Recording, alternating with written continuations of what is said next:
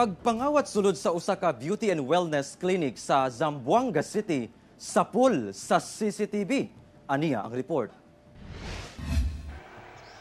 Nakuhaan sa CCTV ang pagsulod sa usa ka lalaki sa usa ka beauty and wellness clinic sa LK Building sa Zamboanga City magtunga sa gabi niadtong Sabado.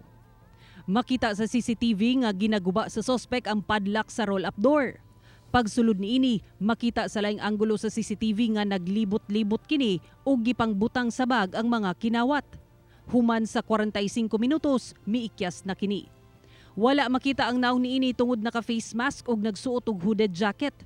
Doon nasab kuno kini duha pa ka kaubanan nga naa sa ground floor sa maong building aron magsilbing lookout. Yung sa na-recover nila sa CCTV hindi masyado maklaro pero ngayon nagkakandak pa ng follow-up investigation, baka may mga ma-recover pa ng mga other CCTVs para ma-identify itong mga suspect natin kasi nakita naman na kung saan sila after the incident kung saan sila papunta. So i-review lahat yung mga CCTV na para ma-identify natin itong mga suspect.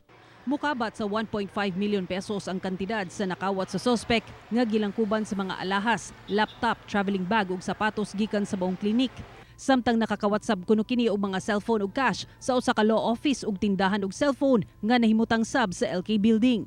Tungod niini, mas pahugtan kuno sa Zamboanga City Police Office ang seguridad sa Central Business District ilabi na karong bare months nga sagad busaka ang kaso sa mga pagpangawat. Ako si Sara Hilomen Velasco para sa One Mindanao.